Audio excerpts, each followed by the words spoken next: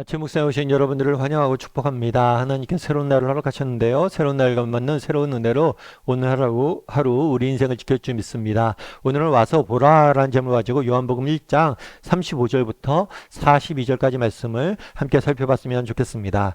우리 38절부터 39절까지 말씀을 같이 한번 읽어볼까요? 예수께서 돌이켜 그 따르는 것을 보시고 물어 이르시되 무엇을 구하느냐 이르되 랍비여 어디 계시오니까 하니 랍비는 번역하면 선생이라. 예수께서 이르시되 와서 보라. 그러므로 그들이 가서 계신 데를 보고 그날 함께 거하니 때가 10시쯤 되었더라. 네. 세례 요한의 두 제자가 예수님을 따르죠. 이 두 제자는 안드레와 사도 요한이라고 했어요. 근데 예수님을 따르자 예수님이 물으셨어요. 너희가 무엇을 구하느냐? 왜 나를 따르느냐? 나한테 왜 오느냐? 목적이 뭐냐? 라고 물은 거예요. 그러자 제자들이 뭐라고 답해요? 랍비여. 랍비는 그 당시 유대인들의 지도자, 선생님을 의미했어요. 랍비여 어디에 계시나이까? 라고 물었어요. 랍비여 선생님 어디 계십니까? 근데 좀 질문이 생뚱맞죠? 너희 나한테 뭘 구해? 근데 어디 계세요? 어디 사세요? 이렇게 물은 거예요. 그러니까 질문과 답이 다른 것 같아요. 근데 사실은 이게 정확한 답변이에요. 뭐냐면 그 당시에는 우리는 그러잖아요. 지금은 학교에 가면 어떡합니까? 학교에 가서 이렇게 수업 듣고 오고 학교에 가서 수업 듣고 오고 수업 듣고 이렇게 되잖아요. 그런데 그 당시에는 누군가에게 무엇인가를 배우거나 그 사람을 따르기 위해서는 그 사람과 함께 지냅니다. 그 집에 들어가서 함께 먹고 마시고 함께 생활하면서 배우게 돼요. 그래서 예전에 무슨 옛날 영화 같은 거 보면 내가 도자기에 대해서 배우고 싶다. 그럼 도자기 명인, 장인에게 가죠. 가서 저를 받아주십시오. 그럼 그래? 들어와라. 그럼 집에 들어와서 뭐부터 시켜요? 청소부터 시키죠. 그렇게 함께 거주하면서 배웠어요. 그래서 어디 계십니까? 라는 거 무슨 얘기냐면 내가 그곳에 가서 당신의 제자가 되어서 함께 따르겠다. 그러니까 너 나한테 왜 왔어? 제가 제자가 되고 싶습니다.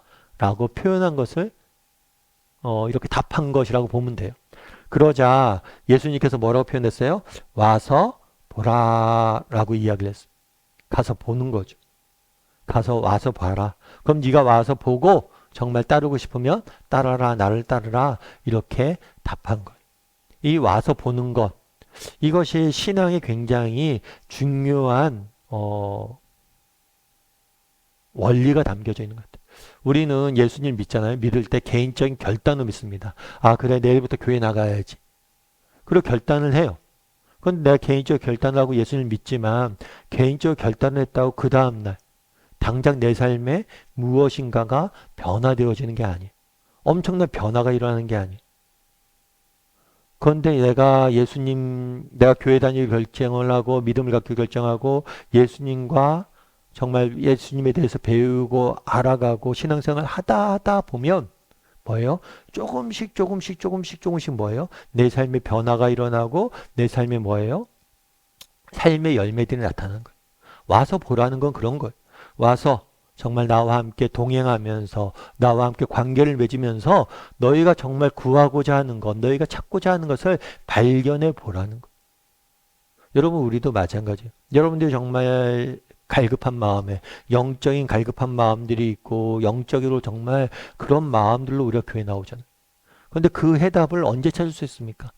예수님과의 관계를 통해서 꾸준히 하나님을 알아가다 보면 뭐예요? 발견하고 알게 되는 거예요. 와서 보는 과정들이 필요한 거예요. 조금 다르게 이야기하면 신앙이란 뭐냐? 순간적인 결단이에요.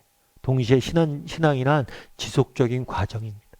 예수님과 만나서 예수님과 지속적으로 교제를 나누고 관계를 맺으면서 점차 성장을 해가는 거. 그래서 우리가 정말 인생에 찾고 싶은 궁금한 점들, 정말 인생의 그러한 것들을 정말 무엇을 구하느냐? 우리가 구하는 것들을 이런 지속적인 과정을 통해서 정말 우리가 발견하고 알게 되는 거예요. 그래서 신앙이란 뭐냐? 순간적인 결단이기도 하지만 지속적인 과정이기도 한 거예요. 그런데 이것은 단순히 신앙만의 문제는 아닌 것 같아요. 인생의 모든 문제가 그런 것 같아요. 예전에 제가 박주현 씨라는 작사가가 있어요. 이 작사가 같은 경우에는 우리나라의 대표적인 작사가라고 그러더라고. 전 잘 모르는데 이분이 쓴 곡 자체는 뭐 쓰기만 하면 히트곡이 되고 우리가 알고 있는 수많은 히트곡, 7, 80년대 히트곡이 이 사람이 썼다고 그러더라고. 근데 이분의 인터뷰한 내용을 제가 한번 본 적이 있어요. 그래서 이 인터뷰한 내용의 제목이 뭐냐면 작사가가 되고 싶으면 이 영상은 꼭 보셔야 됩니다. 이런 거예요. 그러니까 작사가가 되고 싶은 사람은 꼭 봐야 된다는 거죠. 그래서 저도 한번 봤어요. 뭐 제가 뭐 작사가가 되고 싶진 않지만 되고 싶은 건 아니지만 한 분야에 어떤 무엇인가를 이룬 사람이잖아요. 그런 사람들의 이야기는 들을 만한 가치가 있거든요. 그래서 들어와 봤어요. 그랬더니 이 사람은 자기는 작사가가 되려고 했었는데 작사가 됐는데 당시만 해도 그런 음악에 대해서 작곡이나 작사에 대해서 제대로 가르쳐주는 학교도 없었대. 그런데 어떻게 그러면 제대로 된 학교도 없는데 어떻게 배워서 작사가 됐습니까? 타고났습니까? 가사의 영감 어디서 얻습니까? 라는 질문들을 쭉 한 거예요. 그랬을 때 이 사람이 그런 얘기를 했대.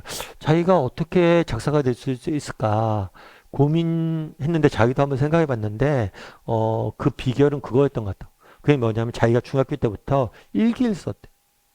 일기를 썼는데 그 일기를 10년 넘게 썼대. 그리고 그 일기를 한 10년 넘게 쓴 일기를 다 모아뒀대.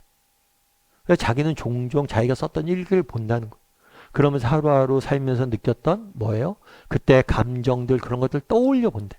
그러면서 일기에 어떻게 적었는지. 그래서 그 일기의 내용이 자신의 감정을 주는 영감을 떠올리는 도구가 되기도 하고 일기 썼던 그 글들이 작사의 중요한 모티브가 된다고 그러더라고요. 그래서 쭉 이야기를 듣는데 아 그렇구나 라고 생각이 들었어요. 그래서 우리가 생각하기에 천재적인 작사가 이러면 어떤 생각하기 쉬워요? 아 타고났구나. 아니면 어떤 순간에 그렇게 됐구나. 그렇지 않다는 거. 10년간의 일기를 썼던 그 일기가 글쓰기 연습이 모여서 뭐가 된 거예요? 작사가가 된 거라고. 참 그 부분 이 이야기를 들으면서 되게 공감이 됐어요. 여러분 마찬가지인 것 같아요. 여러분 우리가 어떤 일을 하든 세상에 어떤 일을 하든 여러분들이 어떤 직업을 갖고 있든지 재능? 여러분 재능은 중요한 게 아니에요. 정말 지속적으로 쌓아놓은 것 정말 지속적인 과정들 연습들 이런 것들 10년간에 쓰였던 일기들이 중요한 거.